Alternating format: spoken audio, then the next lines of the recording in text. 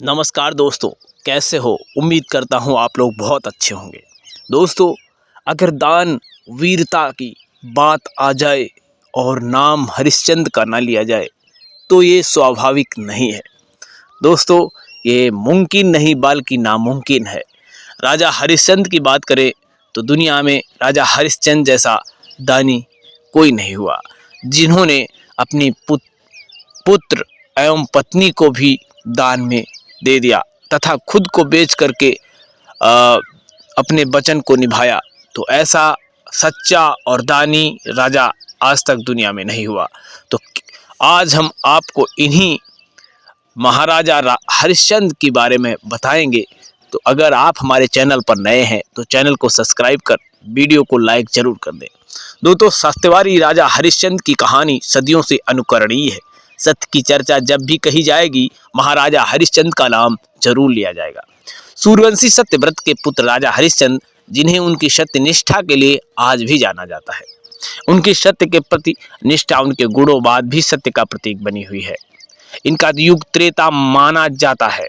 राजा हरिश्चंद्र अयोध्या के प्रसिद्ध सूर्यवंशी राजा थे, जो सत्यव्रत के पुत्र थे। ये अपनी सत्य निष्ठा के लिए अडिग रहे और इसके लिए इन्हें अनेक कष्ट सहन करने पड़े। ये बहुत दिनों तक पुत्रहीन रहे, पर अंत में अपने कुलगुरु वशिष्ठ के उपदेश से एवं वरुण देव की उपासना से इन्हें पुत्र रतन की प्राप्ति हुई। दोस्तों, राजा हरिश्चंद्र सच बोलने और वचन पालन के लिए मशहूर थे। उनकी प्रसिद्धि चारों तरफ फैली थी। ऋषि विश्वामित्र ने राजा हरिश्चंद्र की प्रसिद्धि सुनी। वे स्वयं इसकी परीक्षा करना चाहते थे। राजा हरिश्चंद्र हर हालत में केवल सच का ही साथ देते थे। अपनी इस निष्ठा की वजह से कई बार उन्हें बड़ी बड़ी परेशानियों का भी सामना करना पड़ा था, लेकिन फिर भी उन्होंने किसी भी हाल में सच का साथ नहीं छोड़ा। वे एक बार जो प्रण ले लेते थे, उसे किसी भी कीमत पर पूरा करके ही छोड़ते थे। राजा हरिश्चंद्र ने सत्य के मार्ग पर चलने के लिए स्वयं तक को बेच दिया था। दोस्तों, इनकी पत्नी का नाम तारामती तथा पुत्र का नाम रोहितास था। ये दोनों ही भी धार्मिक चरित्र के थे।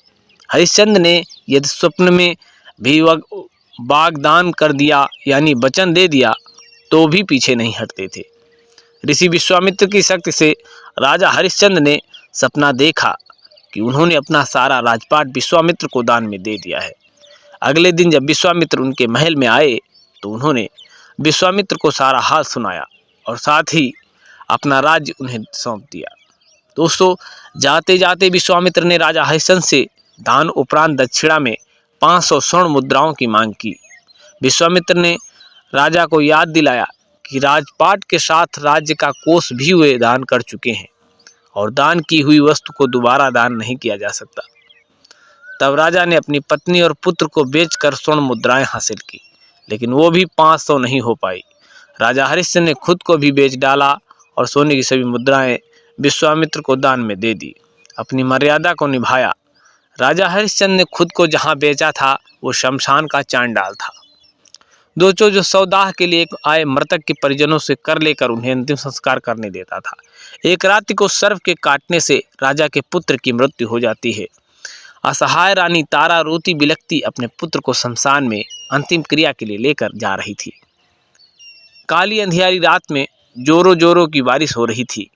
बादल गरज रहे थे, बिजली चमक रही थी और अभागन माता अपने पुत्र के शव को अकेली शमशान लेकर पहुंची। वहां पर राजा हरिश्चंद्र ने रानी को बिना देखे ही शमशान कर के लिए आदेश दिया। इतने में आसमान में बिजली चमक उठी। उस बिजली की रोशनी में हरिश्चंद्र को उस अबला स्त्री का चेहरा नजर आया। वह स्त्री कोई और नहीं, उनकी पत्नी तारामती थी और उसके हाथ में उनके पुत्र रोहितास का शव था। अपनी पत्नी की ये दशा और पुत्र के शव को देखकर हरिश्चंद्र बेहद भावुक हो गए।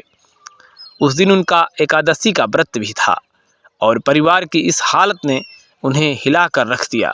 उनकी आंखों में आंसू भरे थे। दोस्तों, लेकिन फिर भी वह अपने कर्तव्य की रक्षा के लिए आतुर थे। भारी मन से उन्होंने अपनी पत्नी से कहा कि जिस सत्य की रक्षा के लिए उन्होंने अपना महल, राजपाट तक त्याग कर दिया है, स्वयं और अपने परिवार को बेच दिया है, आज ये उसी सत्य की रक्षा की घड़ी है। राजा हरिश्चंद्र ने अपनी पत्नी से कहा। तुम्हें शमशान में अपने पुत्र के अंतिम संस्कार के लिए निर्धारित कर देना ही होगा। रानी तारा के रूप में अपनी साड़ी का टुकड़ा फाड़ कर देने की कोशिश करती रही। उसी समय आकाशवाणी हुई और स्वयं ईश्वर प्रकट हुए और उन्होंने राजा से कहा, हरिश्चंद्र, तुमने सत्य को जीवन में धारण करने का उच्चतम आदर्श स्थापित किया है। तुम्हारी कर्तव्य निष्ठा महान है। तुम इतिहास में अमर रहोगे।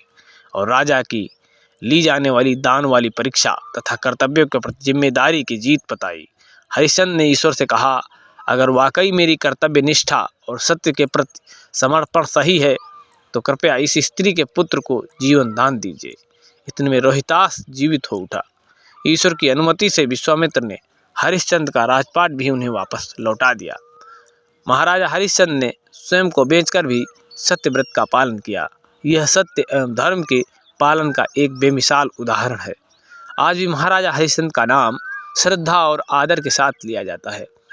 वहीं पर चंद्र टरे सूरज टरे जगत व्यवहार, पै दृढ़मत हरिश्चंद्र को टरे न सत्य विचार। दोस्तों, कहानी कैसी लगी कमेंट में अपनी राय देना न भूलें। और अगर आप चैनल पर नए हैं तो चैनल को सब्सक्राइब करके ही